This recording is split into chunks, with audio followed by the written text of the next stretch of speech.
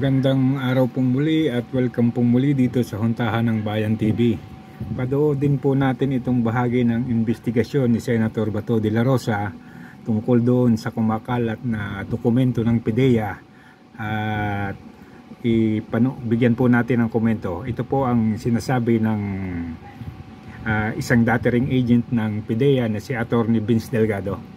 Panoorin po natin. Pakilala lang po, ako po si Attorney Alvin Maji Delgado. Dati po akong agent or drug enforcement officer po ng Philippine Drug Enforcement Agency.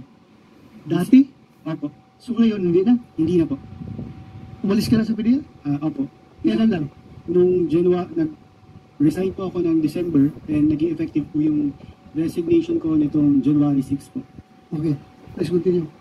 Opo. Nagsimula ako ng panunungkulan noong December 30, 2010. Ngunit ngayon po, sabi ko na resign na po ako January 6, 2024. Ako po ay naimbitahan na ni Honorable Chairman dahil sa statement or implied accusation ni DG Lasso that I most probably leaked a video to a certain blogger, Maharlika. CCTV footage po na iyon ay magpapakita ng mga pangyayari ng pagtamo ko ng verbal at physical assault mula kay DG Lasso. Bilang pagtugon po, kasama po sa invitation na magbigay po ako ng views and comments about dun po sa pangyayari. Ito po. Yung sa patungkol po doon sa statement, hindi ko po sinasabi, mahaba po yung sinabi ni DG Lasso, hindi ko na po babasahin na nasa ano naman po. Hindi ko po sinasabi na nagsisinungaling si DG Lasso. Pero hindi po totoo yung sinasabi niya. Hindi po ako nagbigay ng CCTV footage or video sa vlogger na si Maharlika. Ang nangyari po noon, nag-request po ako ng CCTV footage, pero para po ito sa administrative and criminal case na isasampa ko po sa kanya, laban kay DG Lasso. Which was granted by DG Lasso? Apo, binigay sa'yo, binigay niya po. Okay, yun po ang huwag na po nating masyadong pahabain. Yung video na sinasabi ni DJ Lasso na pinakalat ni Attorney Vince Delgado ay ni-request niya mula sa PIDEA at ito ay ibinigay sa kanya. So sundan po natin yung iba pang detalye. So ito po yung iba pang detalye. Tapos po, singit ko na lang po, medyo hindi na relevant. Yung gawain po, yung pagkakalat po kasi ng video na yun, sa kanila po yun ang galing. Yung po yung sa administrasyon ni DG Lasso po. Uminyusik kanila? Sa administrasyon po ni DG Lasso. Bali po, meron po akong pruweba, katulad ng sabi ko kanina, isasubmit ko po sa committee, na yung ginagawain nila, mahilig po kasi sila magkalat sa groups para character assassination, ganyan. Meron pa nga po akong natanggap na paninira sa akin, propaganda po nila. Hindi ko na po babasahin kasi medyo mahaba, tsaka may mga mali-mali spell, pero malinaw po na galing po yun sa kanila, sa director po. Yun po. Thank you. So, malinaw na hindi ikaw ang nagkalat ng video. Hindi po. Hindi ikaw ang nagbigay kay Maharlika. Hindi po, sir. Most likely, nakuha ni Maharlika yun from the internet. Kasi nagkalat naman kaya yan. Yun po. Ako hindi ko pa nakita yung video niyan pero nagkalat na. Opo. Okay. So ayan po, itinanggi po ni Attorney Vince Delgado na hindi siya ang nagkalat ng video at hindi siya ang nagbigay kay Maharlika. Pero kagaya ng uno niyang nabanggit, mismong PIDEA ang nagkakalat ng video base doon sa screenshot ng group chat na ipinakikita niya. Ituloy po natin. Sir, you want to say something?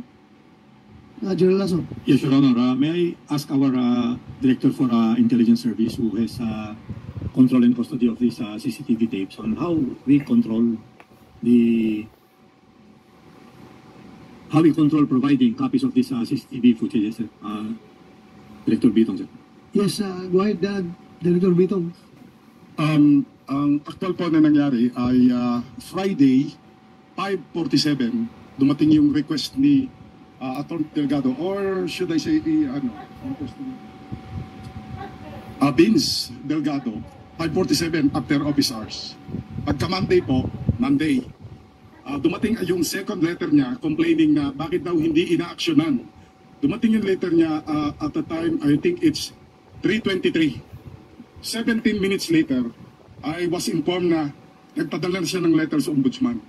So, Friday, 5:47, lampas na ng office hours, wala ng tao. Pagka Monday, it's 3:23, if I'm not, I think, just 17 minutes later, nandun na sa ombudsman yung letter niya.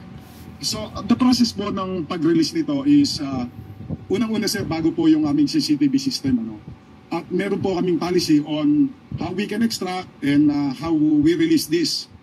So, nag-request nga po siya. Eventually, sir, binigay namin sa kanya yung original na copy. After deliberating over this, ibinigay namin sa kanya.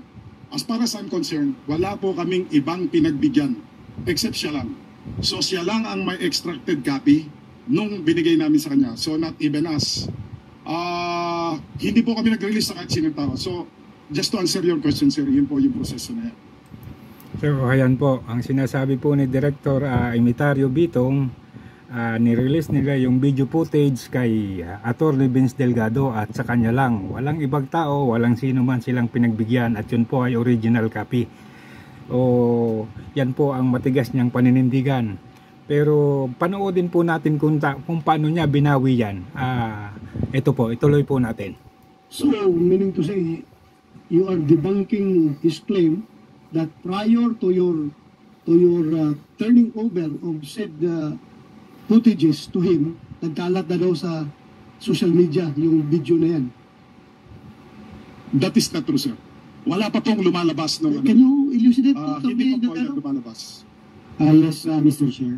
Mr. Chair, ito po yung screenshots ng group chats po nila na kinalat po nila yung video even before na-receive ko po yung request ko po from Kasi group chat of hindi ko, medyo ano po ang nakalagay po dito is IIS-IOD yung name ng group chat. Tapos meron din po isang group chat, nakalagay po IS. Tapos dito po, may kita po na may mga video sila ni Pinorward. So, sino nag-post ng video? Pakita mo yan, kung group chat. Yung sir lang po nakalagay, Matamorosa. Ha? Matamorosa po. Pero yung username po na nakalagay. Yung nag-post, siya nag-post. Opo. As far as you're concerned, sino yung Matamorusa? Agent po siya sa IS, pero sir, may I know the exact date nung ano po dito pinalabas? Exact date yan. So wala pong date dito sa screenshot. Pero nakalagay po dito, sharing you the copy of CCTV footage, ma'am sir, as instructed by DIS, Director IS po yun. Good evening po. Bali sir, ito sa akin lang po binigay yung video, bakit po nasa group chat po nila kinalat yung video? Sir, Your Honor, may I explain? After a while po, sir, ako ang feeling ko, at that time, sir, simula na nangyari yung incident, si DJ kasi, he did not make any statement. Wala, sir, as if nothing happened. Pero ito, sir, si Vince, kung ano-anong pinagsasabi, sir, ang dami, kung saan-saan siya nagpupunta, ang dami-dami tumatawag sa amin. Parang bata. Nung ma-release na po sa kanya yung the original video, I made it, I explained to the personnel of IS. All of these are authorized to have access to secret. So I provided them the video so that they will understand. Kasi what was happening then is, isa lang ang pinanggagalingan ng news si Vince lang. Feeling ko it's so unfair. So pinakita ko po doon sa conference room. Ulitin po natin itong parte na ito. Pakinggan nyo pong mabuti at panoorin. Nung ma-release na po sa kanya yung the original video, I made it, I explained to the personnel of IS. All of these are authorized to have access to secret. So I provided them the video so that they will understand. Kasi what was happening then is... So yan po, ang sinasabi niya kanina, wala siyang binigyan kundi tanging si Attorney Vince Delgado lang at siya lang at wala nang iba. At yun po ay original copy. Pero ngayon, sinasabi niya, sinare na niya sa mga kasama niya. At lahat daw ito ay may access na makita yung video. So ituloy po natin ng konti pa. Isa lang ang pinanggagalingan ng news si Vince lang. Feeling ko it's so unfair. So pinakita ko po dun sa conference room ng IS with my personnel there. Pinakita ko po yung original video. At nakita nila doon na nagsisinungaling si Vince. Kasi it's very clear from the video. There was no mauling, there was no physical, sorry, wala pong sound, but there was no physical, no touching, sir. I hope, siguro sa mother tongue, you will see that the most that the DJ did, tinanong po sa when he was going up dun sa concert. Tinanong siya, sir. So I showed it because it was very unfair that it's already being circulated all over that he was mauled. He wasn't mauled. based from the 3 CCTVs that we provided. And all those people who were able to watch this should be able to that I am telling the truth. So, ayan po si Director Bitong. Unang-una, bakit ganito ang attitude at ugali nitong Director Bitong na ito? Para siyang bata o para siyang, hindi mo maintindihan, parang wala siya sa lugar na nagsasalita. Kani-kanina, sabi niya, matigas ang paninindigan niya, na wala siyang binigyan. Nang masukol siya, dahil nakakita ng kinalat sa video, sa group chat, yung video, para siyang batang nagtatatalak at nagsasabi na ng kung ano-ano. Dito pa lang makikita na natin kung ano ang klase ng mga tao na nandiyan dyan sa PIDEA, kung paano sila magsinungaling at sirain ang kanilang sarili kahit na nasaan silang lugar. Iisipin nyo ha, nasa Senado to at ito ay nakikita ng maraming tao. Pagkatapos isang direktor, ganito ang magiging attitude at ganito magpapaliwanag. Halos yung ginawa niyang pagtanggi kanina na sinasabi niyang walang nakakaalam maliban kay walang nakakuha ng kopya maliban kay Attorney Delgado, nakakatuwa at dahil maaring tama yung policy ng yun ang policy talaga ng PIDEA.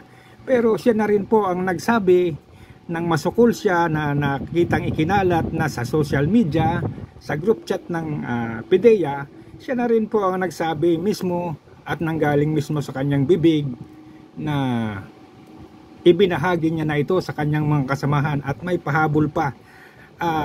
Lahat daw po yan ay may access na makita yung video. Samantalang nung umpisa, walang ibang may access na makakita ng video. So dito po makikita na po natin kung anong klaseng mga tao ang nandiyan dyan sa PIDEA at kung paano sila magsinungaling. Ito pong director na ito ay ito po yung nabanggit din dati ni Miss Maharlika na na-disapprove yung appointment sa CSC, Civil Service Commission. At ngayon po ay pinangatawanan na po ito ng PIDEA na director. So kayo po mga kaibigan, ano po ang inyong masasabi dyan sa nangyayari na yan? Mukha po talagang nahahalata na kung paano magsinungaling ang mga tao sa PIDEA. Si DJ Lasso mukhang wala rin control sa kanyang mga tao. Hanggang dito na lamang po at maraming salamat. Paki-like and subscribe na lamang po. Maraming salamat